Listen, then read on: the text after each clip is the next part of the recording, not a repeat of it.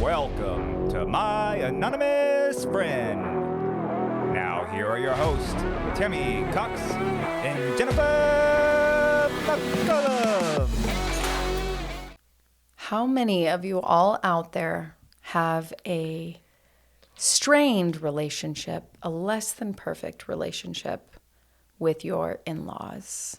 Well, I think no relationship is going to be perfect, but it's hard. It's hard. You're intertwining families. And how did you start out in your relationship with your in-laws? How did it start out? Because I know it can grow, it can get better, but how did it start? I'm surprised they even talked to me after finding out that I was moved in with their son the first night that I met him. But I met Eric's father first, and that, I can say that relationship is almost perfect. You said that you moved in on the first night. So like, did he tell them right away? Like, did he say, hey, guess what? I have this girlfriend and we moved in last night? I don't even think I was his girlfriend. I wanted to be, but I knew I liked him. I knew he was the one. I knew just in hours, I was like, I ain't letting you go. So you said, hey, boo, how's you feeling about moving up in with me? And don't ever leave my side forevermore. You know what his dad did the first time I ever talked to his dad? What?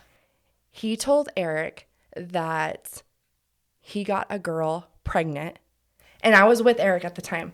But his dad played that joke pregnant on me.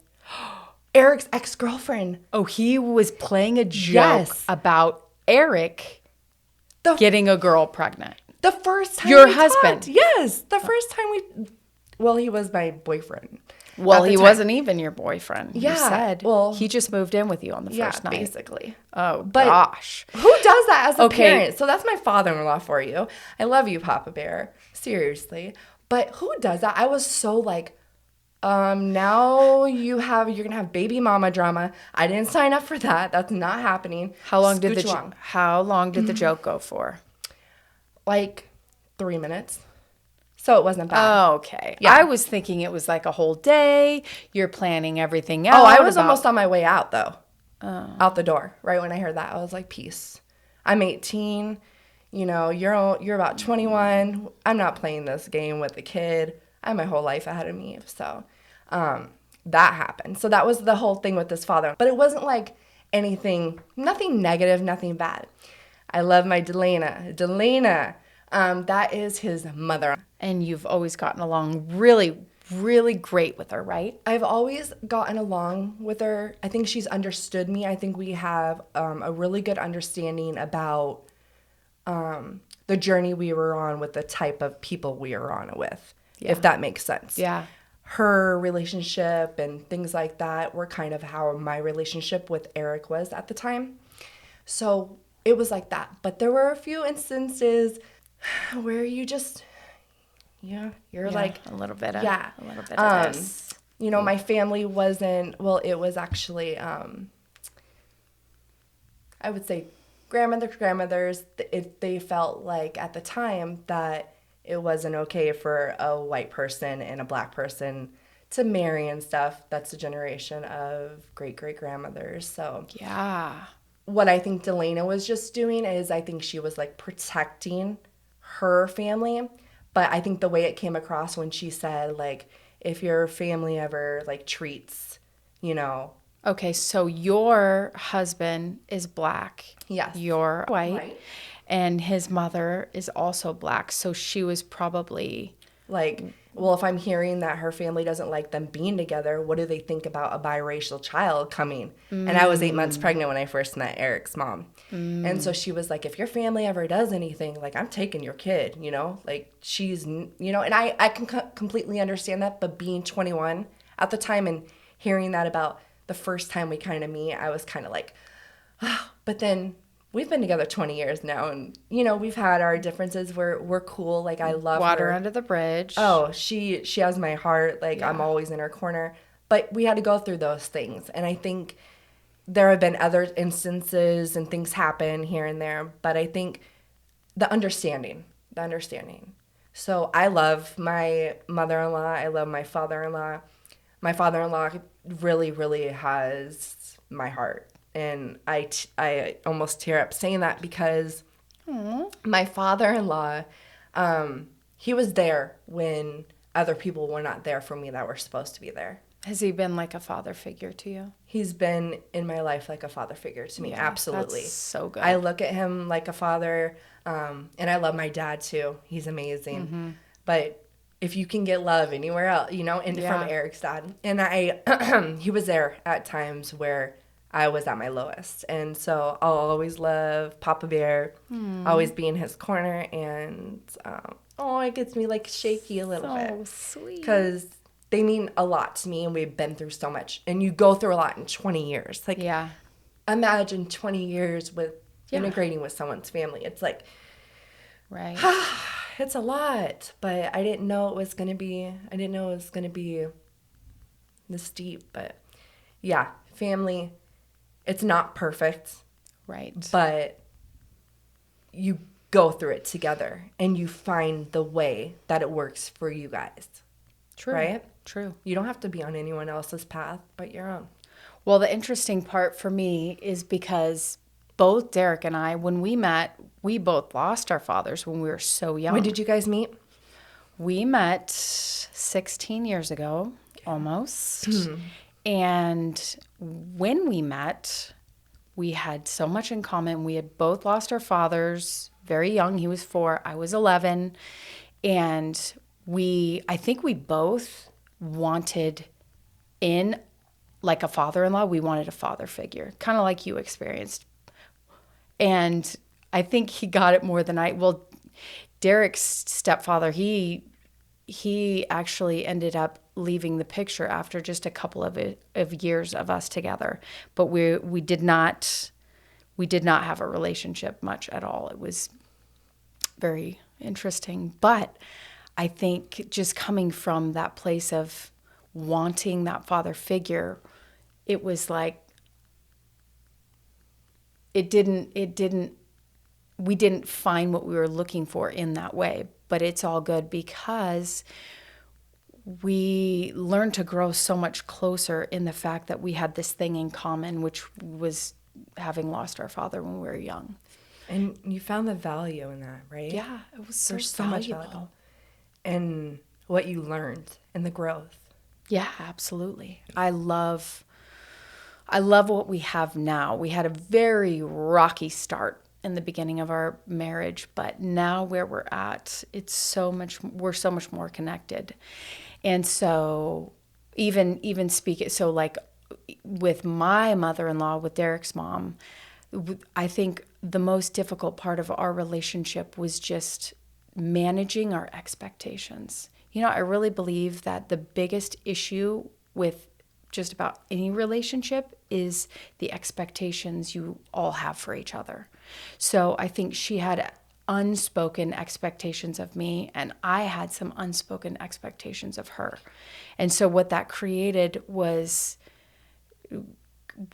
distance because those wants and desires weren't communicated. So if they had been early enough, then maybe we could have been closer because I adore my mother-in-law. I think she's got so many wonderful qualities, and I admire so many things about the way she raised her kids. And Derek is fantastic, by the way. I know, he's great, amazing. Right? Yeah. And so she, having been the only parent to both her oldest kids, two of her sons, she was the only parent. Yes, they had a stepfather, but she was very much in control of the way that they were raised and made sure that they were protected and loved and cared for. She was really great.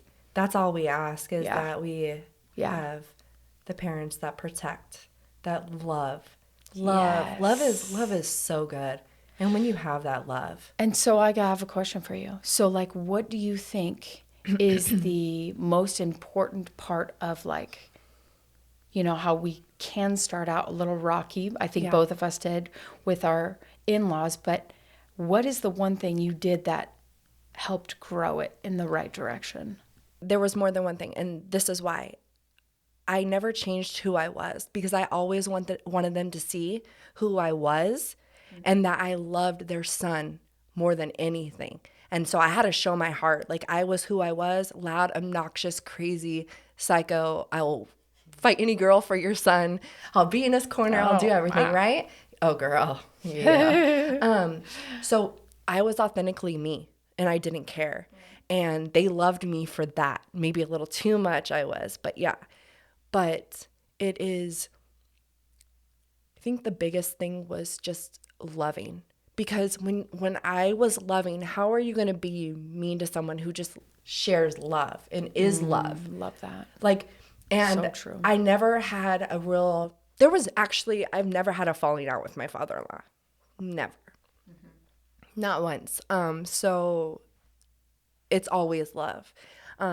With Delana, it's like more when I sit down and communicate, when we get that time together. I think that makes our relationship better. I think every person is different. You may show love to somebody who doesn't want it, but if that person needs time, everybody has their love languages. So you can break through somebody's wall with some love languages. You just have to know what they want. So having in-laws, So you it's just hard. say, so what I'm hearing you say is like consistently loving them until they love you back. So I spent time with her. I communicated with her.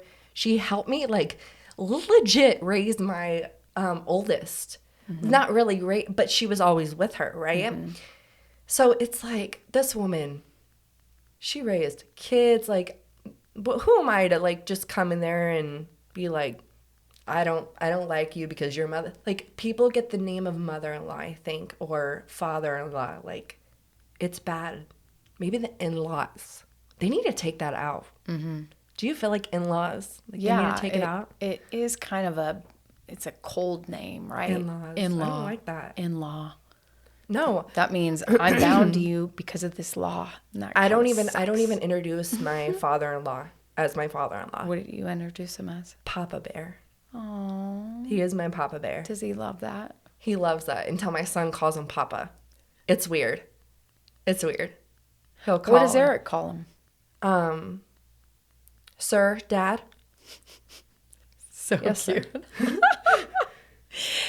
And all your kids, I hear all your kids call your husband their dad, sir. It's because they were raised like that. And we intertwined me and Eric, and I was not raised like, yes, sir, no, sir, yes, ma'am, no, ma'am. I was raised like, what? Did you say to me? No, I'm just kidding. I was raised by amazing people. That's another conversation. But how often do you see your mother-in-law or your father-in-law? Well, my father-in-law's dead, but So they're not remarried or anything, right? she is not remarried. Or a boyfriend or anything. No. Okay, so She lives in Missouri. As you know, we live here in Arizona, and we've lived here. When we left California a year and a half ago, she also left California because we kind of lived together. She lived in our property for a year and a half before that. So yeah. you lived with your mother-in-law. Kind of. Yeah. I mean, they were separate dwellings, but on the same property. Honestly, it wasn't bad at all because we barely saw her. She wasn't really around that much. It was during COVID, and she was very scared of COVID, so she didn't want to come near us. So we didn't see her much, and it was easy, But because we didn't see her much. you didn't ask her to like watch your kid. I'd be like, "Can you watch my kid? I'm going out." She wouldn't have during that time. She didn't want to be around you our guys kids. either? She didn't want to be around us What? Because you guys were out and because about. and she was really scared about COVID. California. Yeah. And then you came to Arizona. And Then we came to Arizona, and we have not seen her in the year and a half that we've been here in Arizona. So yeah, it's an adjustment, but What would you do? Would you do anything differently in the relationship that I you had? think- If you can tell anybody out there who went through a rocky time, even 16 years down the road, what would you tell them? I would say ask for what you want. Ask for what you want. First, decide what it is that you want and then ask for it. Because you can never expect someone to read your mind, and everyone wants different things. Everyone wants different things in every single relationship. So for you to assume that they want what you want, that would just bite you in the ass, because they don't want what you want. They want something different, probably. It's so true. Because that's how people work. So I would say communicate and ask, what would you like from me? And what can I do for you? And if it's in reason, because I've done this with my mother-in-law where I've asked her what she would like. And what did she say? She said she wanted us to just come over, like unannounced come over. And I said, I'm not the type that I'm just going to show up like that. But that's what she's asking. But I said, I would like you to tell me when, so I know when is good. But she just told you, Tammy. Yeah, but she said unannounced. She that doesn't mean a win. That's not a win. Doesn't have a date or anything. But we lived a half an hour away at that point. She wants you to drive that half an hour, baby. But at that point, it just wasn't doable to just show up unannounced. That makes sense. And I'm not the type of person to show up without an invitation. Okay. You know it, because I did the same thing with you. You said, just come. When I moved here, you said, just come over. And I said, I'm not going to just come over. But look how long it took us to get together, because you wouldn't communicate what you wanted. I wouldn't communicate, or we were just leaving it up to each other, assuming. So yeah, I understand what you're saying. So it was like me saying, Jen, let's plan a specific date. We will come over. I bet she misses you guys so much, and now you can't even show up unannounced. Yeah. And it's crazy because I live in the same state as my in-laws, right? Right. And my father-in-law is like, you never come to my side of the town. He'll come to our side of the town. We do a couple of times, right? For like gatherings, like birthdays and stuff like that. And then Delana, we don't really talk like as often, but when we do, like she'll have the kids. The kids have a great relationship with her too. I just wish we talked more. But here's the thing. Here's the thing about just showing up. People don't do that. People plan stuff and they show up. Yeah. But if you don't take the steps to plan anything, and that's what I said. I said, let's plan the things and we will show up. But if you don't plan it, then it ain't happening. Think about how busy our lives are. Think about how busy your life is. You're running the kids here every single day, picking up from 3 different schools. Jen, all 3 of your kids, you pick them up from 3 different schools. I do have my husband, though. Yeah, and of course, but like then they have their sports. They have their activities. It's crazy, insane. Like our schedules are insane. So we do have to plan out. We do have to do that. And I think the communication just needs to get better, because they also complain that we don't call enough or we don't see them enough. So, but I don't want it to be not promised. We're not promised tomorrow. We are not, we don't, time is very valuable. Time is very important, and you should spend it with the people that you love. And well, my mom, she writes on her calendar the days she's going to call me. That's a good idea. And here's the thing about relationships is like what I've noticed with my mom and my relationship, which we're constantly growing, is that there'll be times where her life is really busy and I'm doing the majority of the calling. And then there'll be times when it'll switch. Yeah. And so we don't get upset at the other one by saying, you're not calling me. It's just like we're in that phase of life where, actually, I take that back, because we definitely did complain. When my mom was super busy, when my first daughter was born, it was like, 13 years ago. 13. And I wanted to be around her more and I needed her help, but she was busy. And now I see it. Now I'm in the place in life where I'm busy and she's calling me all the time. But, it's just one of those give and takes. Like, it's not always going to be the same. Exactly. And I don't know how you do it either. Like, you have 3 kids. Yeah. Like 3 girls. 3 daughters. Girl. 3 Oh, daughters. my gosh. Yeah, about not telling someone that their feelings are wrong, which is absolutely true. Everyone's going to feel the way that they feel, but we all have the lenses that we look through, right? We each have a different perspective of life. So you can say, yeah, I totally hear where you're coming from. But I don't necessarily see it that way. And it doesn't mean that you put their feelings above your own, but I think there's always a win-win. I think you can always get to the place of a win-win. So for me, it took years to figure that out. It took me years to figure out that someone doesn't always have to win. One person. I didn't want, what I learned was I didn't want to be the winner if it meant that my relationship was weakened in some way. For me, I now look for the win-win. Yeah. I want him to feel like he got what he needed, and I want me to feel like I got what I needed, and I don't want either of us to compromise. Okay. So I think not a lot of people, but some women and just some people in general feel like they either always have to win or there always has to be a winner, and therefore they cannot communicate properly. They never find... It's always negative. Yeah. Because somebody has to win. Yeah. It's like competitive. Right. And a marriage is like you're winning when you're doing it together. So it's like it's not winning. You're not winning individually because the two are one flesh. So now it has to be a win-win in order for it to be good to you. That's good so for true. you, good for your marriage, because you are not one, you're not doing life alone, and you have this whole other half of you that thinks completely differently than you. And so for me now, it's always looking for the win-win. And it just makes for a very peaceful relationship. We used to fight all the time. Now we don't.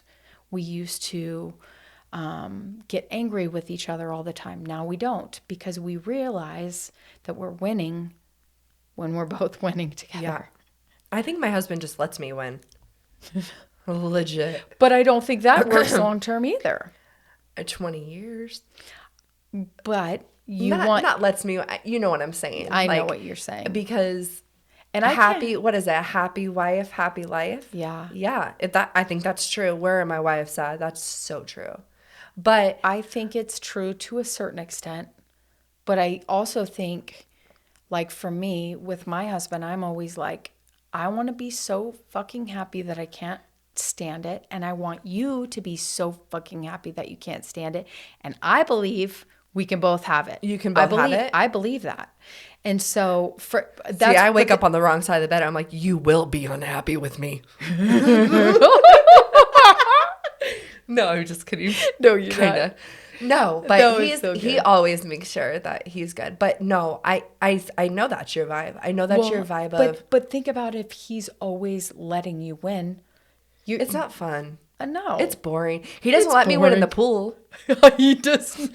He does the Undertaker on me, like dong, dong, dong, underwater with lashes. He just lets you win at the things he doesn't care that much about. Because think about it. Like each one of us has like the areas that we're passionate about. Yeah. Like for me, I used to be a super crunchy mom. So when it came to like vaccines, my view on vaccines, my view on what I fed my kids, and like some of the routine stuff, I kind of stomped my foot at. Like I was going to homeschool my kids.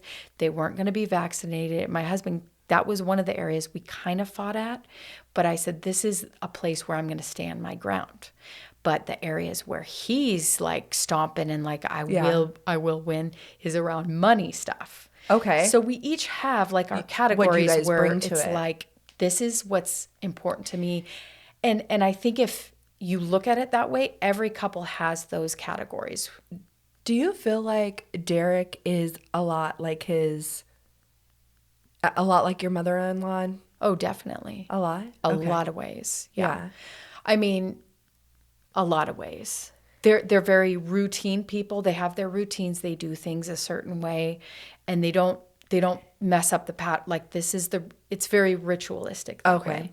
Because I see, yeah. So And, I didn't and know my where he got family that. is a little bit like that, but I am not like that at all. I'm not, I mean, I do have my rituals. Like I have like my spiritual practices and I have the things that I do, but I am not so regimented where it has to be in a time frame like this. I wake up and I do this and then I do this. No, I and don't then see do that. this, Like and then I do. you just go about your day and you do what makes you happy. And Yes. and you try to make people around you happy. Yeah. And Eric, man, so his dad is like legit almost like the perfect father, right? If there's perfect, Yeah. When he talks about his father, it is just. and he is a lot like his dad in that way. Now, In what way? in being practically, loving? I can sit there and say my husband's legit almost perfect at being a father. Yeah. In Like, what ways do you think he just really nails it? he got it from his dad. It's like he is just so loving, supportive, caring. It's what he offers to these kids is unconditional. That's so Like sweet. that's just the word, unconditional. There's no condition to anything he brings, and that's like his dad. His dad will legit take a bullet for any of his kids, like any parent, but. But not reactionary. Oh no, it's just he is great. And then the kind heart he got from his mom. Like she has a big open heart. Like, and a little bit she gets walked over. Like, and I feel like Eric is kind of like that in a way too.